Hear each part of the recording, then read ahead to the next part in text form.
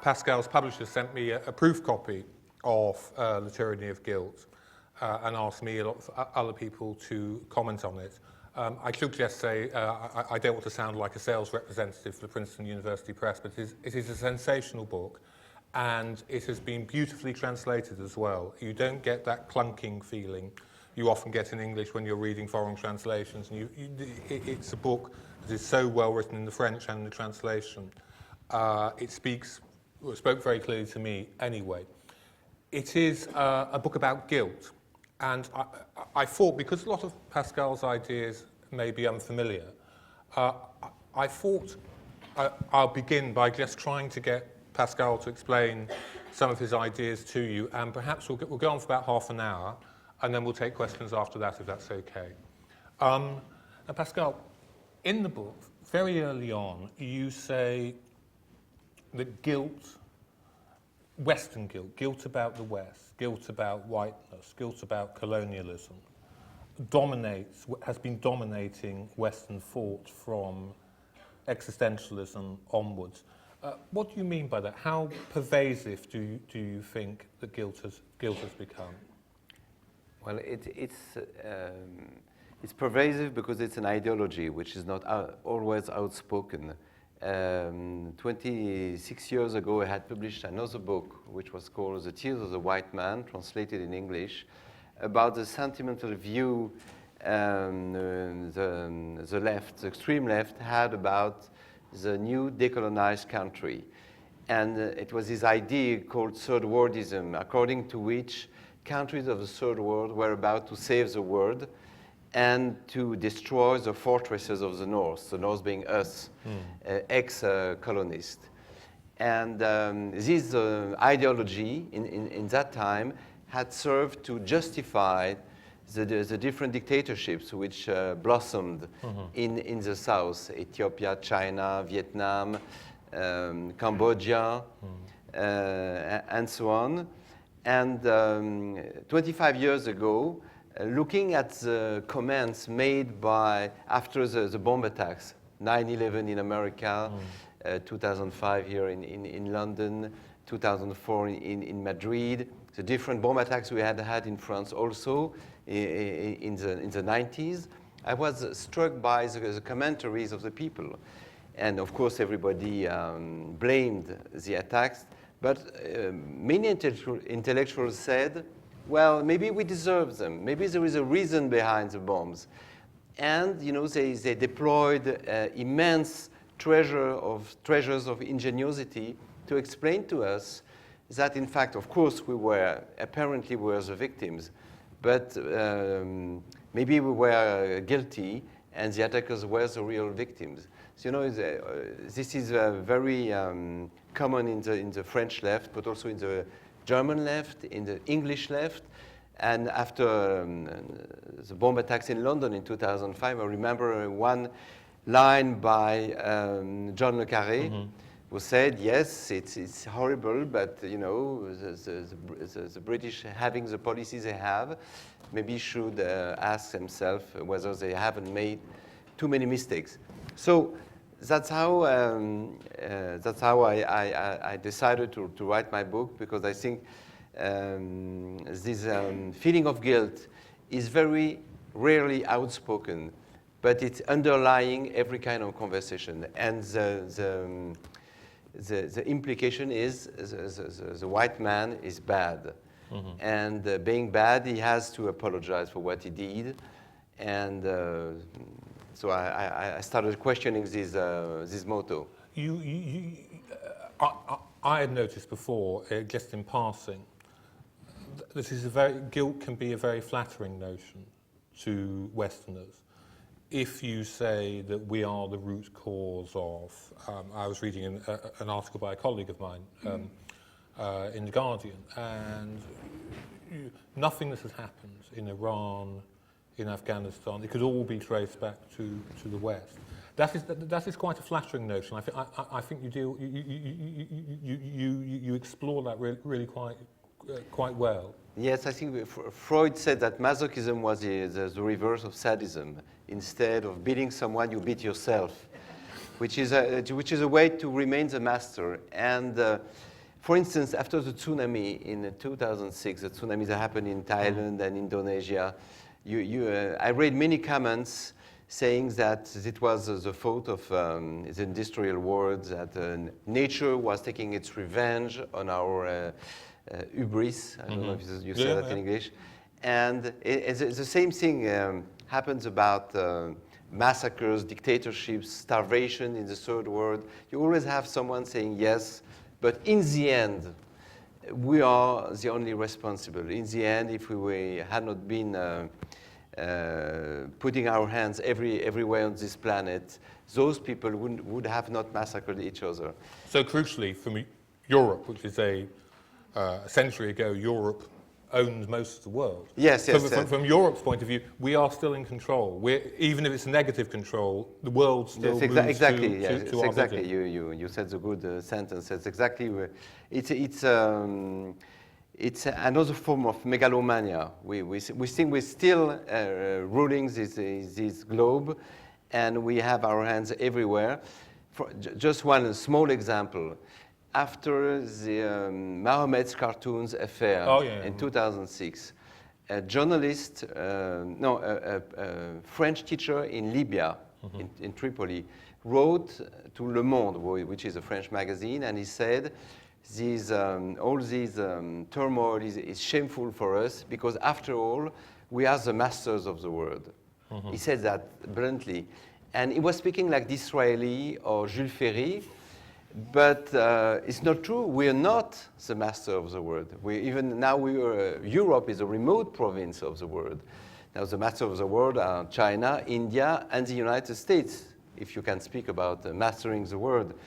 And indeed, this way of claiming to be guilty of everything that happens in this planet is a way to be more important. Be grand, yes. You make I mean, obviously, cultures have things to be guilty about. Individuals, probably, maybe even people in this room, have reasons to be guilty. I doubt it, of course. But you make a very interesting distinction, and I think this is one of the which powers the book on, between remorse and repentance. Could you explain that distinction to the audience? Oh my God, in English it's going to be complicated. Yes, well, very briefly and simply, I think, remorse is a way to remain into your sin and to be content with it. To enjoy it almost. To enjoy it, yeah, to enjoy it. And there was a long tradition in Christianity about that. I myself, I'm an ex-pupil of the Jesuits, so I know exactly what I'm talking about. You have to wallow into your fault, and remember you're always sinful, even when you've been forgiven by the priest or by someone else. Whereas repentance is a way to recognize what you did to get rid of it. Yeah. It's a way to move forward. And try to do better. And try to do better. And I would say that the Americans can do with a great ease. You know, they commit crimes, they recognize them, sometimes a few days after, and then they go forward. Whereas the French, I don't know where the British stand in this point of view, but the French, we conceal the truth for years. And that's probably the worst aspect of my country, which is due to both to the Catholic and monarchic tradition, because the state owns the truth. Just one example, it took 25 years to France to recognize that the war in Algeria had happened. Until 1998, it was called the operation of maintaining order in North Africa. And then the parliament voted a law saying, yes, there was a war in Algeria, which was a war of independence. And of course, it's better to recognize your crimes, because there is no innocent state. Every state commits crime, every power has dirty hands. And it's better to recognize them quickly when they happen, instead of trying to hide them. Your description of European, and actually, you know, I was saying before we came on, it's the remorseful, the wallowing in guilt, that describes certainly a lot of British culture, as I know of. You raised something very interesting, which is a great concern of mine, is where does that leave people who have a right to expect our support? So, for instance, if you say the Iraq war was terrible, you oppose it, blah, blah, blah, that's all fine. But people who say that can very easily then say, but we will offer no support or not even think about Iraqis who've had 35 years the most terrible regime, who've been blown apart by Al-Qaeda, similarly with women in Iran, or whatever. It's people sound very high-minded, but it's also, I thought you brought this out well, is a good excuse for doing nothing, Western guilt. It's a good excuse for not showing, to use very old left words, solidarity, comradeship, quite generous emotions like those. Yes, that's one of the main points of this book, is to say that guilt has a purpose. You know, we don't feel guilty for nothing just because we belong to a Judeo-Christian culture, which has invented penitence and remorse. Guilt is used not to intervene in the rest of the world. It's used because I think one of the main traits of Europe today is our will to withdraw from history. We tried the first time to withdraw from history in 1945, second time in 1989, when the Berlin Wall fell. And I think the most secret desires of Europeans, either Germans, French, or British, is to turn the back to the turmoil of the rest of the world. Remember this slogan of the German left, rather red than dead. That was in the time of the Cold War, rather red than dead. And today you could say rather, I don't know, birded or Islamic than dead. People are ready to surrender just to have the peace. You know, there is this very this beautiful image in Tim Burton's movie about Mars attacks. Right. Mars attacks. And at the beginning of the film, you see a pacifist welcoming the Martians and singing songs like the hippies with long hair and say, "Welcome on the Earth. We love you. We're all friends. We're all brothers." And when the Martians see those long-haired hippies, they burn them with a gun. And many Europeans think that the state of mind of Europe today, which is a peaceful, democratic continent, is the same on the rest of the planet. That the Russians, the Africans, the Middle Eastern people think like us, and it's just a question of translation. If we are nice to them, they will be nice to us. And if they're not nice, it's because we've been angry or aggressive. So we have to be nicer. And more and more diplomats, more and more politicians start to realize today. I think, for instance, about the ex-foreign minister, Hubert Védrine, was François Mitterrand's foreign minister, and start thinking that this is a foul play, that we're being fooled. We cannot move towards the world with white hands and say we're all brothers, and goodwill will bring back peace on earth. That's not how it is. Politics is a game of violence and conflicts, and we have to assume this violence. There is a violence, and we have to assume it. We should not reject it categorically. I'm very interested in what happens to people in the third world, or indeed in Europe, who are on the receiving end of non-European, of crimes that can't be blamed on Europe, or crimes that are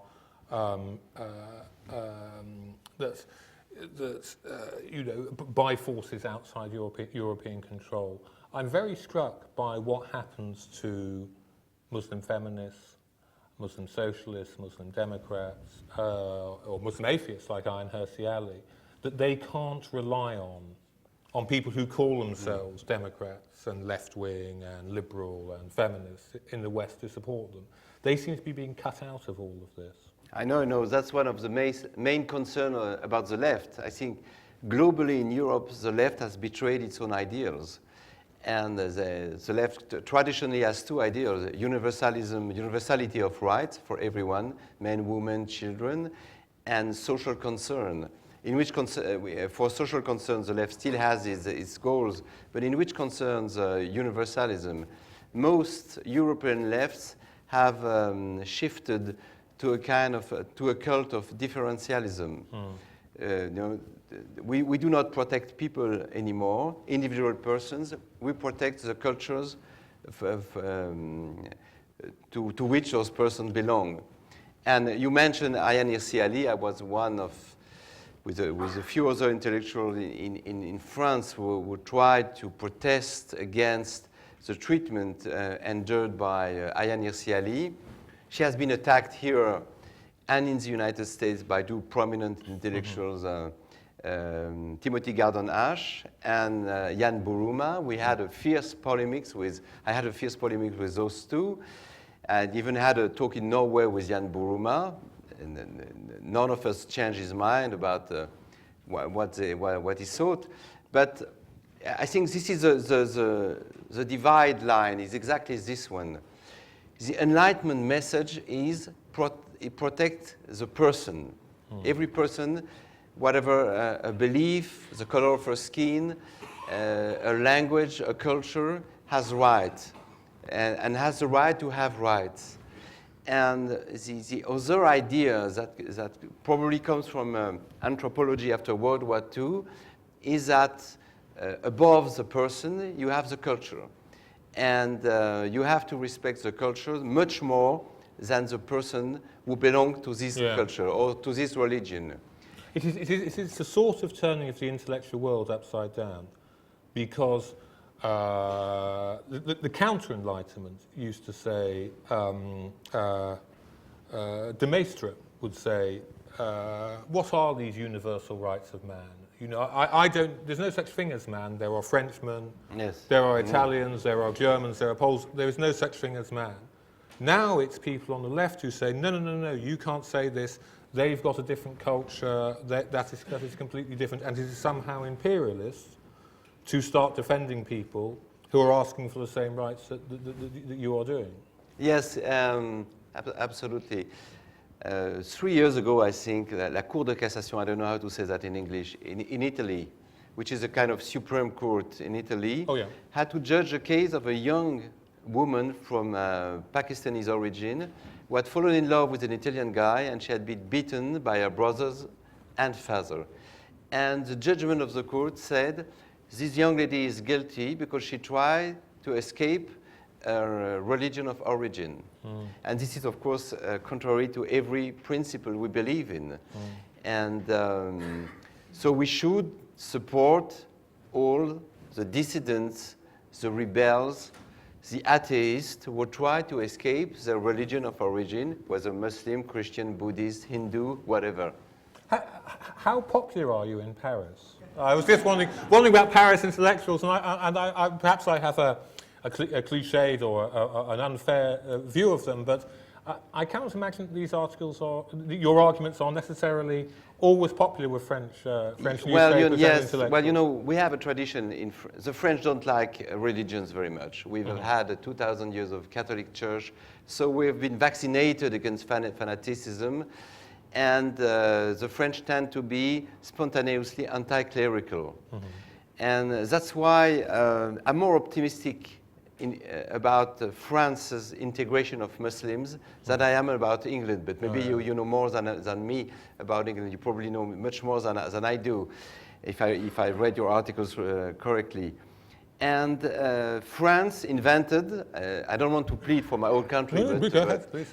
Sometimes it's good. We invented laïcité, which is a French translation for secularism, a strict separation of the state and the church, which means that the religion must be confined to the private space. You can be whatever you like. The state organizes the peaceful coexistence of religion, because France knew, which you have not known in England, civil wars between Protestants and Catholics, and every French family has ancestors who have been massacred either by the Protestants or by the Catholics. And in which concern French Muslims, for instance, there are many common places. We say there are 5 million Muslims in France. This is not true. We have 5 million French citizens coming from Algeria, Maghreb, sub-Saharan Africa. But those people do not define themselves as Muslim. They are Muslims of the Friday, as we have Catholics of the Sunday. They do the Ramadan sometimes. They eat pork. They drink wine. They marry, or they mix with non-Muslim women or men. And you know, in a democracy, you should have the right not to believe in any God. You should have the right to be faithful, but you should have the right to be an atheist. And notice with a great contentment that in his inauguration speech, Barack Obama, for the first time in America, we know how bigots the Americans are, mentioned, besides the Jews, the Muslims, the Christians, the atheists, which is a very good thing that has pleased. That has warmed the heart of the French. So I mean, you're not.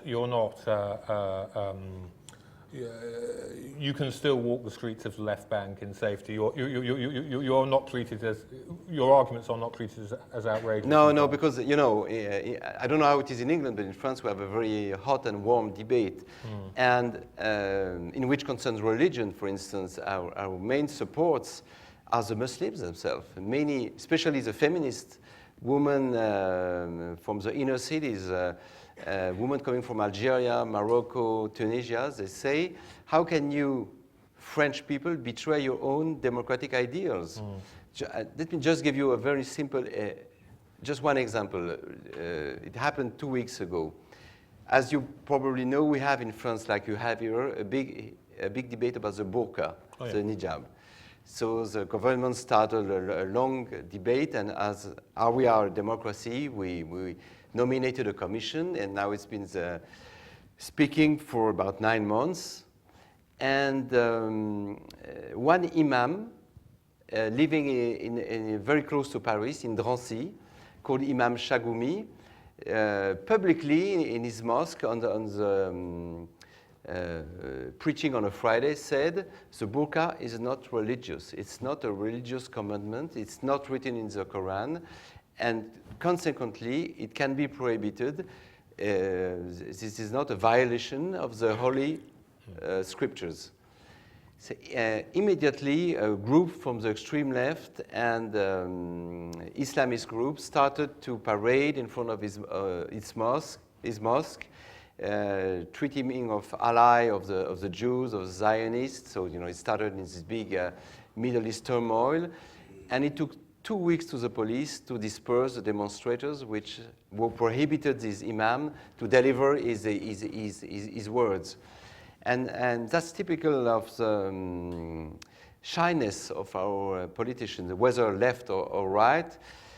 Because, you know, they don't want to hurt the feelings of the Muslim community, so they're very cautious, very, very careful, until a Muslim cleric wrote in Le Monde an article saying, but what the hell are you doing? What are you waiting to kick those demonstrators out and leave the faithful pray as they want to pray?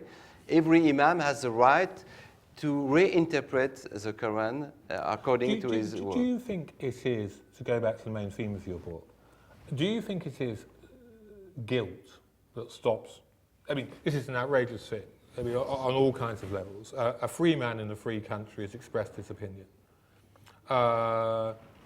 Left-wing people and ultra-religious people say you should not stand up for the rights of women, and then they start dragging Jews into it. Do you think that what holds the politicians back is your idea of guilt? We are so compromised, we have no right to criticize other cultures or the other. Or do you think there are elements of fear in there as well? Yes, it's guilt and fear, yes. I mean, guilt is also a mask for fear. We won't do anything, of course, because we have done so many horrible things in the past that it would be unfair today to protest against what you do. So, of course, guilt is a mask for fear. And I remember one French politician from the center in a few years back commenting the words of Benoit XVI, the Pope, what he said in Ratisbonne about Islam, saying, you should not touch religion because it's like nitroglycerin. But if politics is not about nitroglycerin, if not, handling touchy issues, so do something else. You can be a salesman, you can be anything. But fear is a major issue. And people are afraid, that's true. Despite what you say about your confidence in French society, which incidentally I share, it is still considered really the height of bad taste in Britain to be critical of religion. To be aggressively critical of religion. It's sort of not done. Of religions? Yeah. But despite your confidence, your section on multiculturalism in the Tyranny of Guilt, it seemed to raise to me. Now, perhaps I'm reading too much into it. It seemed to raise to me the notion that if you're rich and comfortable and white in Europe, a lot of these things suit you. I mean, not intervening, not getting dragged down and involved, that suits you. Obviously, you can stay at home and enjoy your wealth.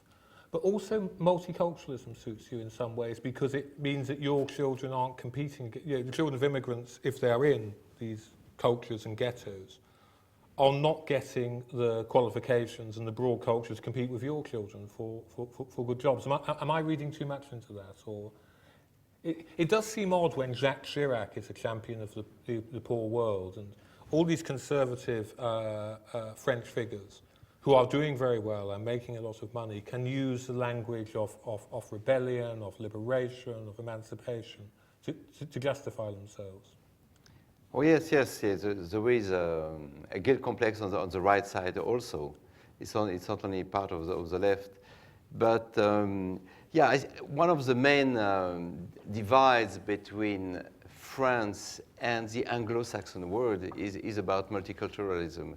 We have this ideal in France, which of course is not fully realized, that citizenship gives equal rights to everyone. Yeah. And whether you come from Africa, Middle East, Asia, you have equal opportunity to access good jobs. And that we all, in the end, brothers and united. And that's why we do not like very much multiculturalism in the Anglo-Saxon fashion because we think it creates communities. And the French are extremely reluctant to recognize the existence of communities. So I think there is a dialogue, a very important dialogue between the Anglo-Saxon tradition and the French tradition. There are flaws in every tradition, but in the end, I would, of course, defend my own position. I think the French model maybe is more universal because it recognizes equal rights and equal duties to every person, whatever race or religion or a belief is. So you are not too worried about. Let me put it another way. If you're the daughter of an Algerian immigrant, or yes. Moroccan immigrant, or someone from Maghreb in Paris, there is enough support there for you to move forward and become a fully developed French citizen. There isn't the same kind of. Perhaps you get more in Britain. You must stay within your ethnic bloc. You must stay within. That's not totally how it is in Britain by any means. But there is this idea in Britain of you label 2 million people as the Muslims, or you label people as the blacks. In a rather taken to extreme, it becomes a form of apartheid. But you think the chances for a young girl from an immigrant family in Paris are better than, say, in London? Well, in words, yes, they are. In fact, no, it's extremely complicated. We are experimenting today in France in the educational system a kind of affirmative action, which of course doesn't say its name. But we try to attract people from the suburbs inside the best schools of Paris, of main cities, to extract them from the turmoil of the suburbs. But no, we have difficulties too. There is discrimination for job. There is discrimination at school. But, and so we have to do a lot of efforts. And in this fight, our best allies are women, without any doubt. The girls want to get out of the family, to escape the law of the father, of the brothers. But on these difficulties, you have to add a general discourse which usually belongs to the left or the extreme left, which says there are no problems in the suburbs. All this violence comes from capitalism, from the pressure of the rich over the poor. So let's destroy capitalism, and then we will deal with the violence of the suburbs. We have this culture of the excuse, which is extremely strong among the left and some part of the right, and which is a disaster, because it prevents us from dealing with the real issues. How far does that kind of mentality? Because we don't really have a left in Britain. We only have a left in France. Yeah. Yes. Yeah. Even the right belongs to the left. Well, yeah. Well, yes. That's what I find when I'm arguing on similar themes.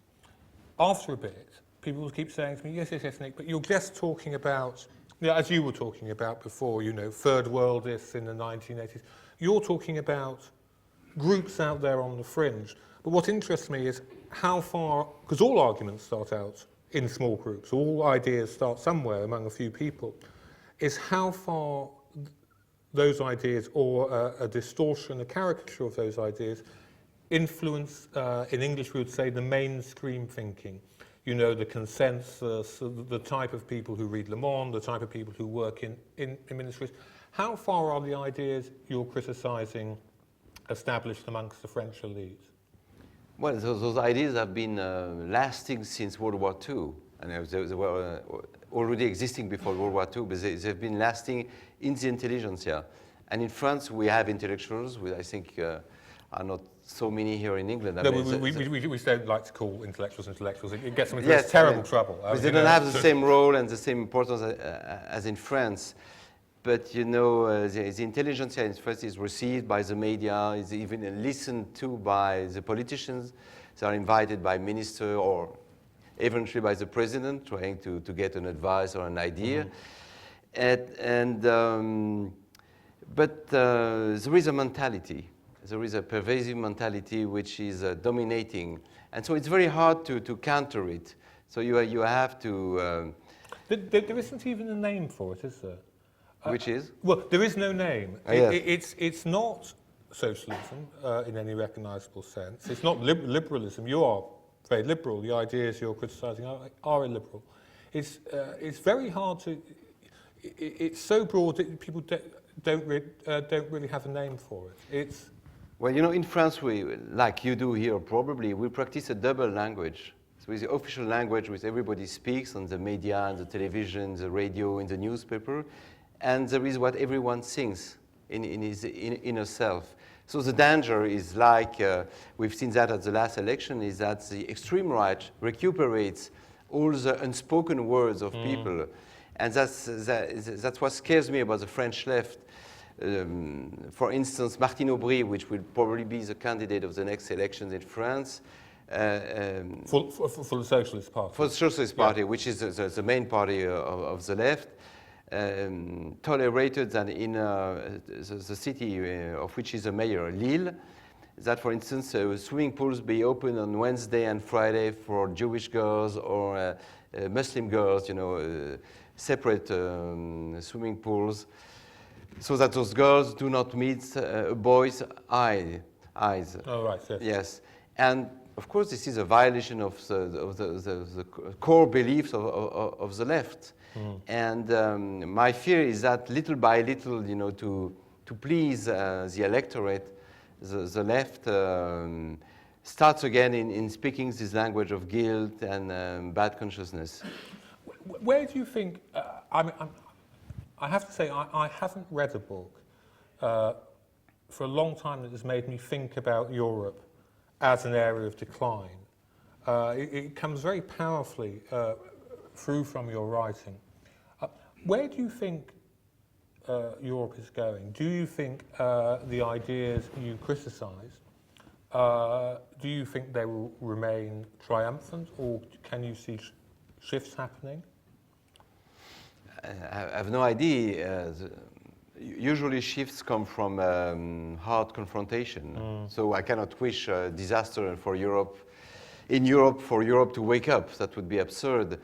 But so what do we have in Europe? We have nations which just work for themselves, national selfishnesses, and we have, well, Europe does not belong to history anymore. When you go to China, when you go to India, you say Europe, you say France, they don't exactly know what you mean. And you know, the old line by Henry Kissinger, Europe, what phone number, is still relevant. Even now we have Mrs. Ashton, who is the new foreign minister of Europe, but we don't have a government, we don't have a military. I've been struck by the fact that when the Haiti earthquake happened, this terrible tragedy, the Americans and even the Israelis were capable of sending doctors and soldiers to rescue the refugees, and Europe was not even able to send, before 2 weeks, a troop of soldiers to help the Haitians, which means, you know, if we don't have an army, if we don't have a government, if we don't have one common policy, we do not exist. So Europe, which was the land of the socialist idea, the Marxist idea, is finally nothing but a market. Right? It's a place where it's good to live, and the European citizen is a consumer. I thought there was a very powerful point you made in the book, because yes, it's good to be a consumer, but it's consumerism dressed up in the language of, in English you would say, self-righteousness. Because people don't want to say, hey, we've got a lot of money, we want to have beautiful holidays in Tuscany, we want to have fine wine and good food. They want to say, we're doing the reason why we aren't getting our hands dirty, you would say in English, the reason why we don't want to intervene in Afghanistan or whatever is because we are too good to do it. It's selfishness dressed up in the language of virtue. Is that yeah, that's yeah. When I live in Paris, in an area where I have thousands of people like this around me, it is the so-called bobos, bohemian bourgeois, which, yeah, of course, they all belong to the left, to the extreme left, to the radical ecologist, and of course their hands are clean because they have no hands, as I don't know, Peggy said. And yes, today conformity has to speak itself in the language of rebellion. We all rebels, even in the supermarket. And we want to destroy capitalism, but meanwhile we enjoy it. Yes, that's that one. I don't know how it is in England, but in France, pretty much like that. Yeah. It's a cultural very important cultural aspect. But you see, it was a very striking point I thought in your book where you said, look, who actually, if you say you're a Palestinian, your main concern, as long as if you're allowed freedom of speech, whatever, you're not being ruled by Hamas, is to get America to change its policy to Israel. If you're a Burmese Democrat, you no more look to Europe for crucial help than you would look to the autocracies of China or Russia.